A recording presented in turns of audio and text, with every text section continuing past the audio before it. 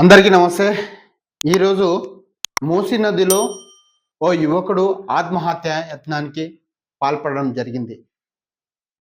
అయితే ఆ యువకుడు మూసీ నదిలో దూకడంతో వరద ప్రవాహానికి కొట్టుకుపోవడంతో గజ ఈతగాళ్లతో గాలింపు చర్యలు చేపట్టారు అధికారులు. హైదరాబాద్ చాదరగూడ ప్రాంతంలో ఉన్నటువంటి బ్రిడ్జిపై తన ద్విచక్ర వాహనాన్ని బండి నెంబర్ వచ్చేసి టీఎస్ 11 FA 4052ని బైక్ని అక్కడ బ్రిడ్జిపై పార్క్ చేసి మూసీ నదిలో ఒక్కసారిగా దూకేశాడు. భారీ వర్షం నేపథ్యంలో వరద ప్రవాహం ఎక్కువగా ఉండటంతో కొట్టుకుపోయిన యువకుడు నదిలో యువకుడిని ముందుగల కిరణ్ కుమార్ గౌడ్